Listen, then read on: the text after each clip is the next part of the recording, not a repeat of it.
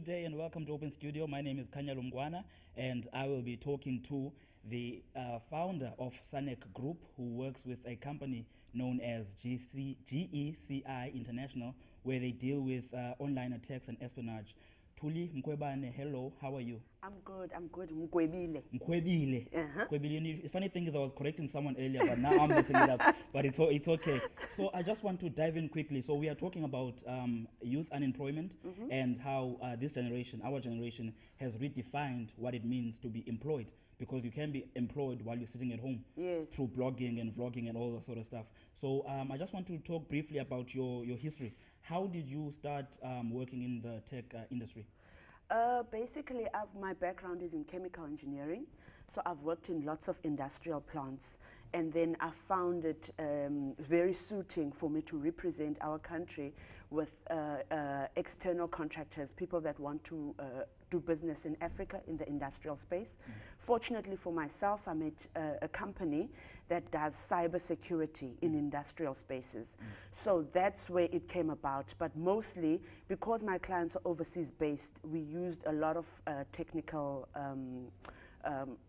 resources, basically. And just on the point of how this generation has redefined employment, you were sharing a story with me on WhatsApp about your mother, yes, expecting you to get up in the morning to catch the train. Yes, yes. Can you just share that again with us quickly? So I'm married and I have 3 kids. And then as soon as I started the business, we've had to leave our big house and go live with my mom in Malmesbury.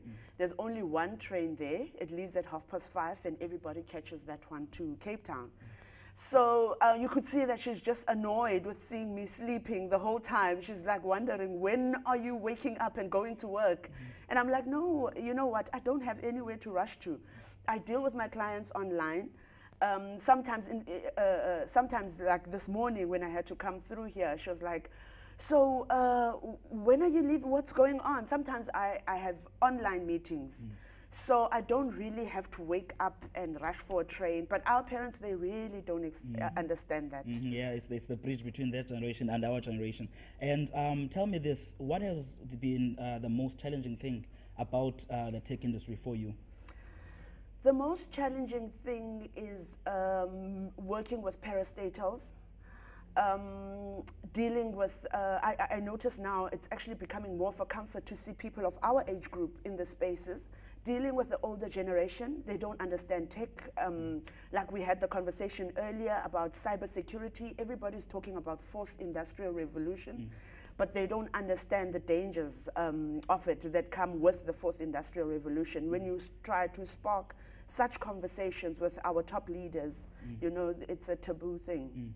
And what are those challenges? Because where we met, by the way, for our viewers, where we met is at the youth meeting with President Cyril Ramaphosa, and we were just talking to one another. We sat next to each other, and we were talking about how the 4th Industrial Revolution is a buzzword, yet nobody really understands it. So, like, what are the challenges, you know, in talking to leadership about the 4th Industrial Revolution? It's putting mitigations in place. Seems like a far-fetched idea. I mean, Ethiopia was just now hacked. And they were not able to use internet throughout the whole country for a couple of days. And nobody's saying anything about that might happen to us, you know. So basically it is my plight to make sure that we speak to companies that can give us such resources. I know with the unemployment rate, I really want to be instrumental in using our professionals. I know it's very difficult to study those engineering subjects, IT, whiz, and then when you're done, you don't have a job. It's really frustrating to me. But what I'd like to enforce to my fellow youth is that we don't go about the same way of looking for jobs. Applying and putting down a CV, the queue is too long. Too many people are doing that. I think maybe what we should do is to try find spaces, like networking spaces, like how you and I met. It's just so random. Networking breakfast, wherever you can meet all the top directors directly, you know, so you can sell yourself on the spot. because the systematic way, the queue is too long, it's clogged up. So in just trying to find innovative ways to get in there, you know? I get what you're saying. Speaking on that point, you mentioned that, was it your younger brother that you were saying you have to push him everywhere? So I wanted to ask this question because a lot of people perceive the youth, our generation, as lazy and incompetent. Is that truly the case, or has the government failed the youth, you know, looking at the stats of the high in unemployment rates? I don't think the youth are lazy. I think they're very eager to work. It's just that we find ourselves at the epitome of not knowing where to start, what to do. You've been told to apply for work, you've been told to study the difficult degree. At the end of the day, you don't know where to go. I think in terms of the training, I've had a few interns in my company, and they prove to be very hardworking people, though sometimes we find ourselves at the questions of what am I going to do now? You know, people like to do that. Just take the initiative, you know. That's the main thing.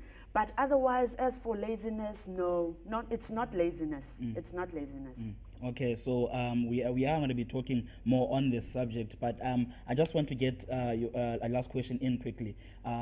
You're saying that, you know, as a black female in the space, in the tech industry, you mentioned some of the challenges you faced, but what would you say for pointers for other black females who want to end up in the industry? I want to say to other black females who want to enter the industry, be as authentic as you can.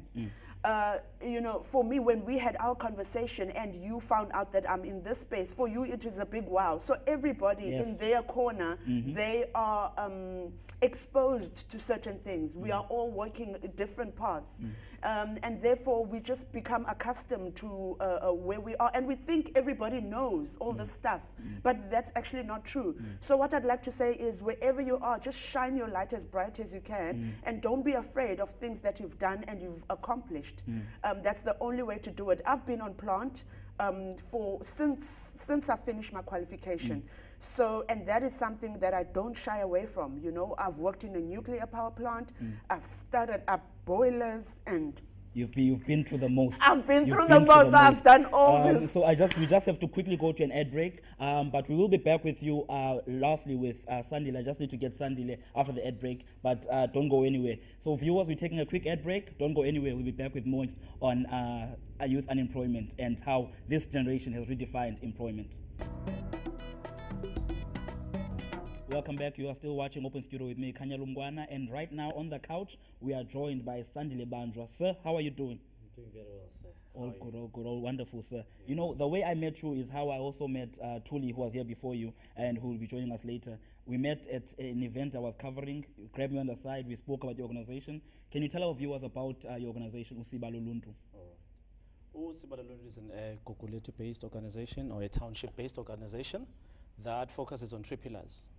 The first pillar is academic intervention, which is your tutoring.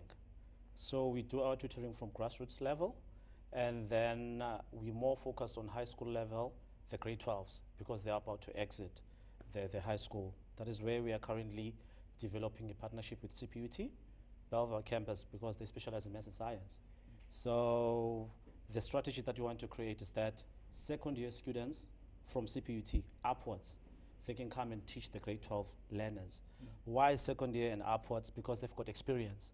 So if a grade 12 would ask, how's varsity life?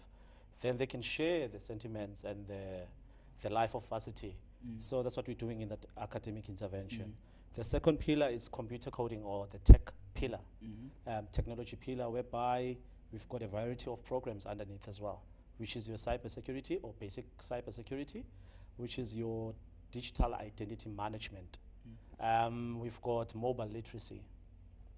We've got OOP, which is your object-oriented programming, introduction to Java language, which is a coding. Is currently running as we speak right now at UWC. And the third pillar is psychosocial intervention. By profession, I'm a psychologist in social sciences, and I'm a self-developed programmer as well. So I'm learning the coding as the industry grows as well. And that's where I want us to focus on. Organization is a really great organization that brings together all of these elements together into one, but I really want us to zone in on the coding and programming, because that's how we can face or fight the challenge of youth unemployment. So what is your overall goal there with the coding and programming? Well, in terms of measure of impact, I'm going to do some name dropping here and there, but we've got Ubanele Ngcatshe, which is one of our, say, board members of the organization. He's a youth, vibrant from Gugulethu. He's currently employed right now as we speak because of the coding and skills of computer programming. Listen to that. By the City Cape Town government. So the coding that we produced or that we do is a collaboration between us and the UWC CoLab.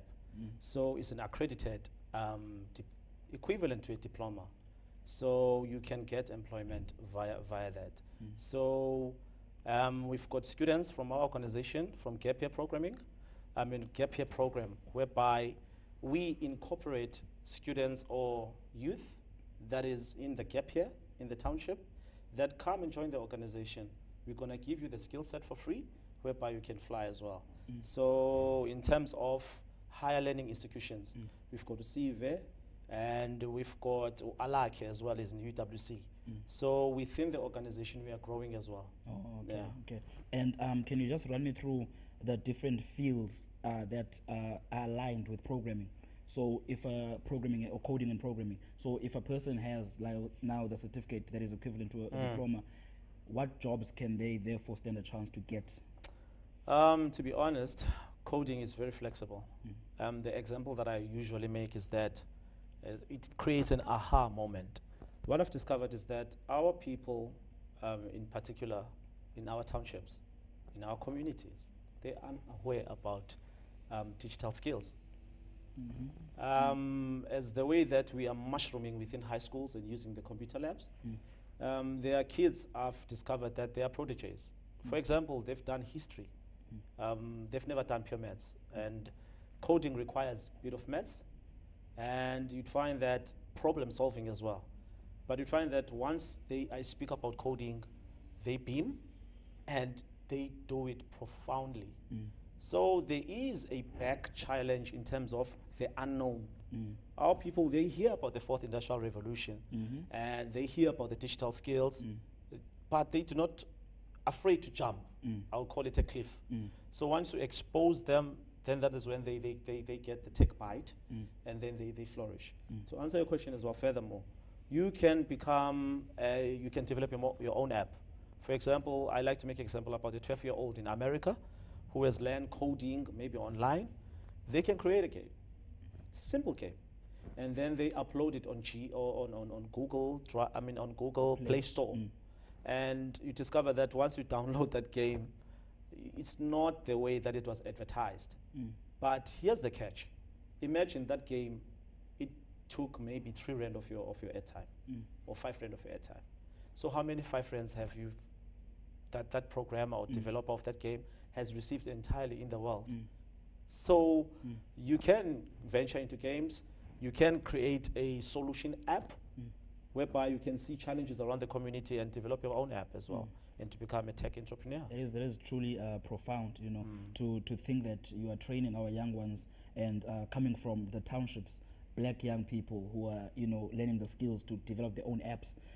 What is the most fascinating thing that you've noticed from young people that you've worked with, you know, through your organization? What is it, that moment for you, that aha moment about the youth? That are in the organization or that are in the organization that you work with? Because it's a youth-based organization, it's vibrant, and I'm young as well. I'm the founder of the organization as well. You'd find that we've got partnerships, especially in that psychosocial intervention. So, for example, the other youth might say, I would like to maybe to facilitate or to assist or to volunteer in the academic sector. The other one would say, no, I would like to learn the digital skills so that I can teach the other youth. So we have the trainer within the organization. We teach you the skills, then you train others. Wonderful. So we're working with high schools as well, your Item Kize, your Fezeka High School, and your soon-to-be Gugulethu Comprehensive, but we've done a cybersecurity there as well. So we have a partnership with Robben Island as well. So we have camps that we do, whereby we create dialogues, whereby you can academically perform very well, but you'd find that socially there are challenges that young girl, that young boy faces in our community. So that's where it's like a downward funnel kind of approach, whereby you can be in the academic, you can be in the coding, but in the psychosocial intervention, that's where we deal with you. So hence the camps and hence the surf walks or beach walks that we do. And yeah, it opens their minds as well. So you would say that those are the camps that you've had your aha moments? I believe so, in terms of their social ills and social challenges. Okay. Yeah. We have to just quickly take another ad break. We'll be coming back when we're talking about solutions when we come back. And Thuli will be joining us. So when we come back, we are talking about solutions and how government is failing the youth. Stay tuned. Welcome back, and you're still watching Open Studio with me, Kanya Lomgwana, and joining us on the couch is Thuli and Sandile. These are extraordinary people, guys. Maybe you feel ordinary most of the days, but I'm telling you guys, you are extraordinary. Movies will be made about you guys. I'm telling you, movies will be made about you guys. So what I want to deal with on this point of the segment, I want to deal with solutions. How is government failing the youth, or is it the youth's fault that we are in this predicament? Ladies first. Okay, I'd just like to add that both Sandile and I from Gugulethu, just so by the way. Okay, so, okay, so it's hot in Gugulethu. All right. Okay. So I think the government is doing quite a bit to assist us, the youth, but much more can be done. I'll speak about myself. I've received some very good assistance from the NYDA. I'm actually a beneficiary in the third threshold. It's taken me a lot of tries. Let me just add, like I'm that person that is so resilient. So I think I've applied like 10 times, so many rejections, and you know the paperwork that comes with it. So I mean, in that aspect, eventually it did work out. And I did mention that I have a partnership with a college that gives me interns. I mean, I regard that as government assistance. Okay. So they give me interns. I don't have to pay like a full-scale salary. In the meantime, they also come with me to the meetings and they're getting experience. I just feel like even though government can do more, because I mean, when we eventually get investors from overseas to come and invest in the country, because like I said, with my plight, we're trying to get professionals to be employed by these overseas companies who do have the financial resources. So in aspect, they are investors, but the government will let us down in terms of they don't know what this fourth industrial revolution is, you know? On that point, I want to bring in Sandile quickly. Cyril Ramaphosa, the president of South Africa, in his State of the Nation address, he says coding and programming from primary school level. You now, Usiba Loluntu, how do you feel? Wonderful, because that's what we're doing as well. We have another software that we use. It's, I don't want to mention it, but yeah, we teach them how to code in ISCOS. Yeah, so we use coding in the indigenous language, which is ISCOSA. And we've done it, and the kids from primary level, they love it. And high school, because we've discovered that you ask a question, where government is failing? I don't like to use the word fail. I like to use challenge. Okay, yeah. All right. Through failing, you learn, by the way. I believe, in my point of view, personally, South Africa in general is not yet fully equipped in terms of anticipating fourth industrial revolution. True. For example, I've discovered that you can teach a kid how to code, but when we go back to basic computer skills, they are not equipped. And this is a challenge whereby even first-year students in higher learning institutions, they learn to use the computer while they type their assignments. So basic computer skills in emancipating the fourth industrial revolution, you can add coding, you can add cybersecurity on top of that, but basic computer skills is one of the foundations. So I believe that is the challenge as well, that or the failure that the government is not aware about. Basic computer skills from teachers. The example that I use, I'm like, I am the generation whereby when we enter a classroom, there was a chalk and a duster. But now there's no chalk and duster. There is a cocky pen and an eraser. That shows clearly that something is happening around. There's a shift in the digital space. And yet we are kind of like way behind. And we're playing catch up as well. We are teaching kids how to code, but other counterparts, they are coding and while they're using robotics. Very true. Thuli, I heard you like just breathing now. Yeah, something to add? Yeah, maybe a little bit. Just to say, Sandile sparked something in my mind, which we did discuss when we met, that now all this technology is taking over. Like for instance, we spoke about the factory, Pampers factory, where they have now folding machine. Lots of mines are also going into digital autonomous vehicles, where the trucks are actually driving themselves so that people don't have to get themselves in a non-safety environment. If you can get a machine to go in there. But now also the worry is, what are now those people going to do? Because they're unemployed, you know? That was something we also spoke quite a lot of.